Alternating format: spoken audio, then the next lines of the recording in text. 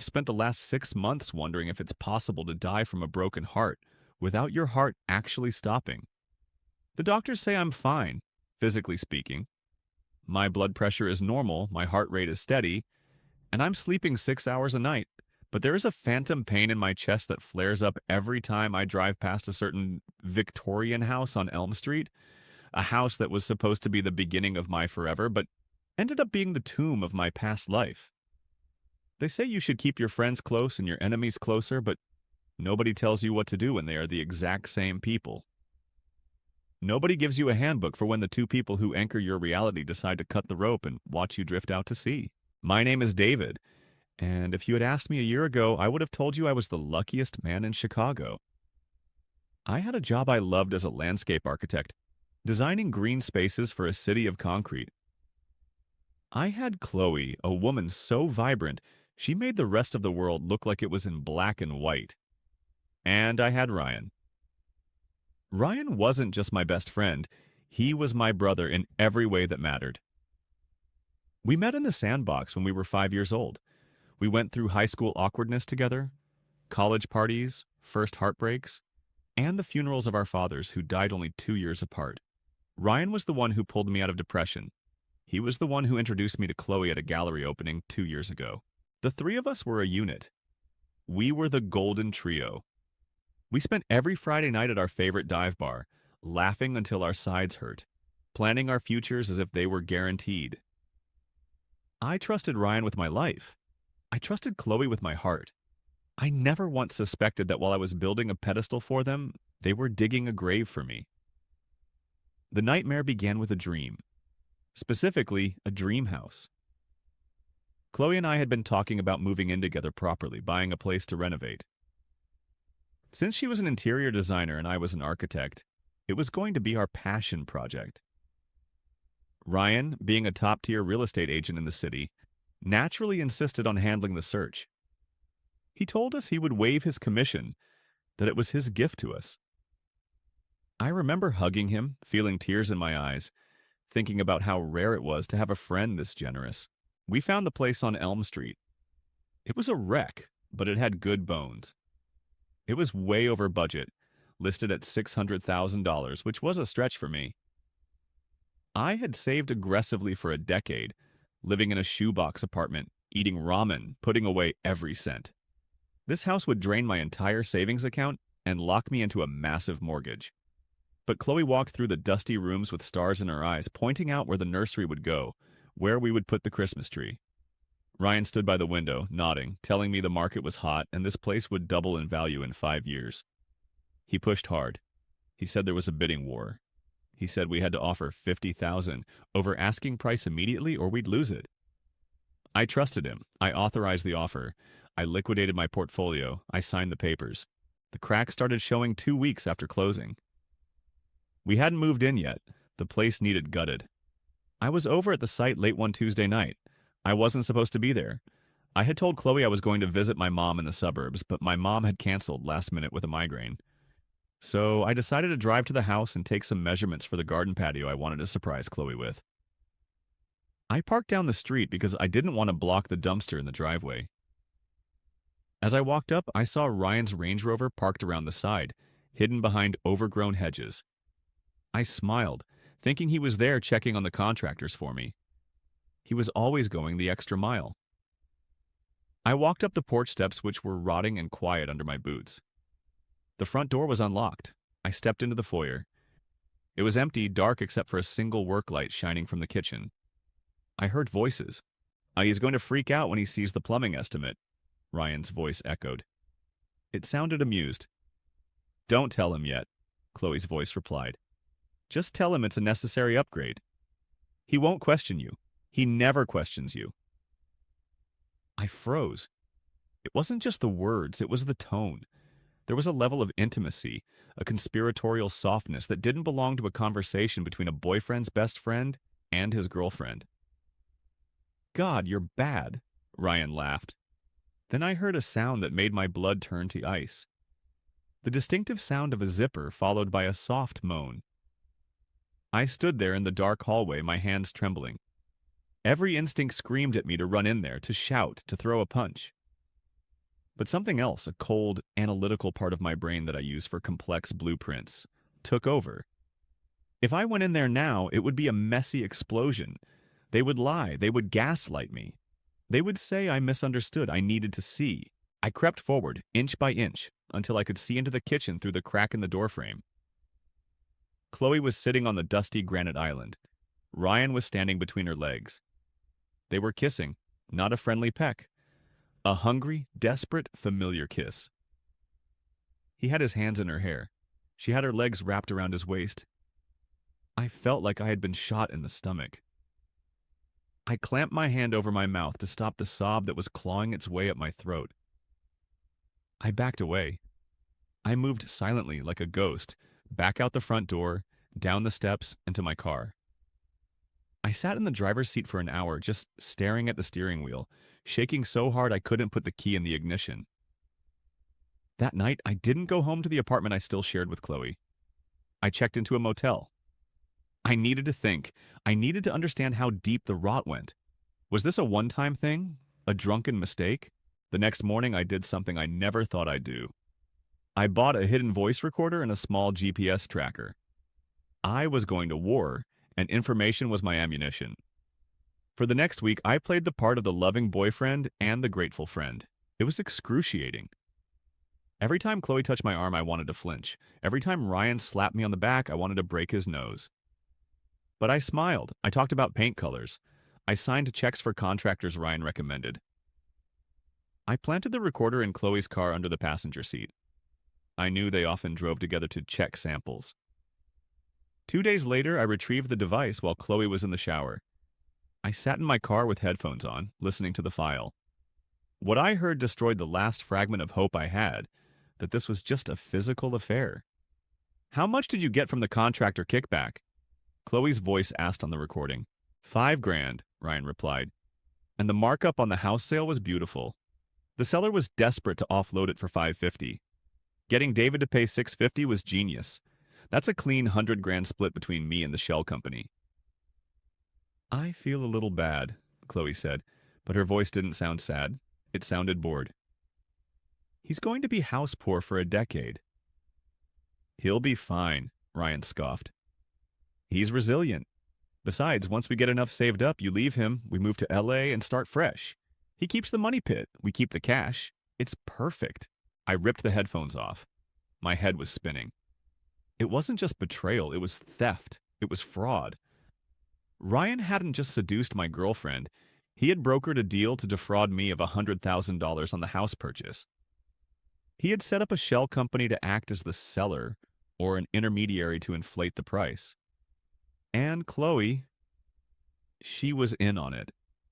She was letting me bankrupt myself to fund their future runaway life in Los Angeles.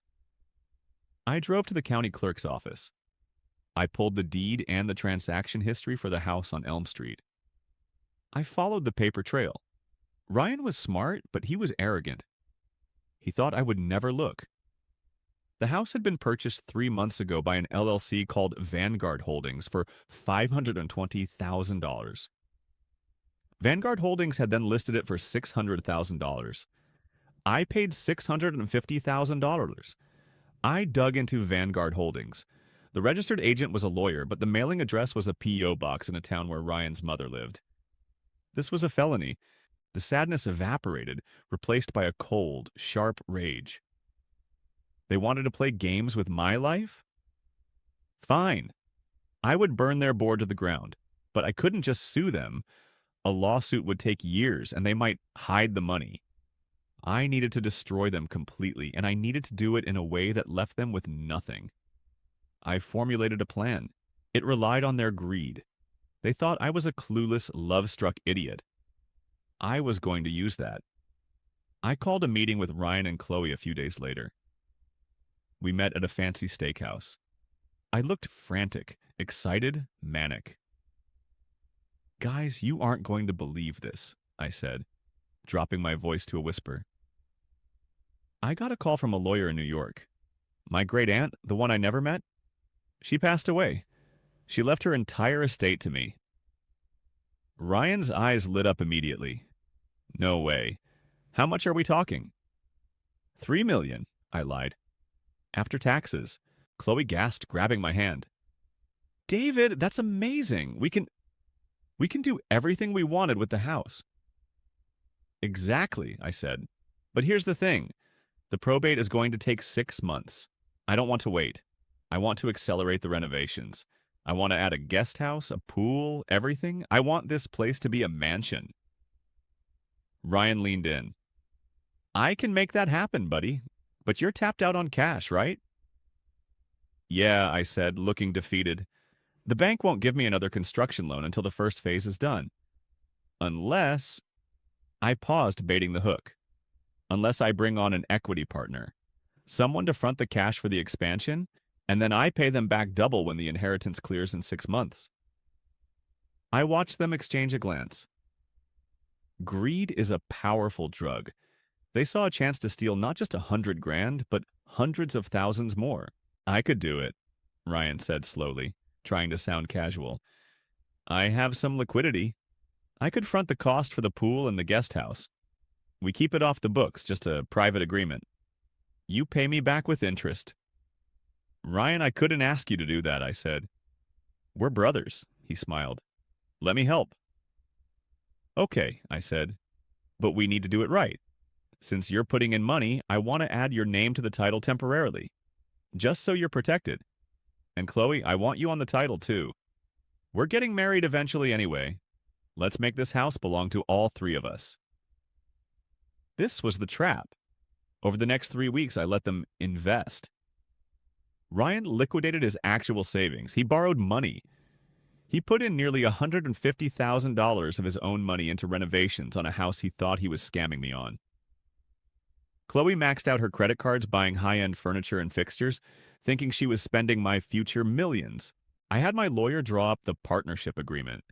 But buried in the dense legal text, Clause 14, Section B, was a provision called a joint and several liability with right of survivorship and dissolution based on fraud. It stated that if any party was found to have committed fraud or financial misrepresentation regarding the property, their equity would be immediately forfeited to the injured party, and they would assume full liability for all outstanding debts on the property.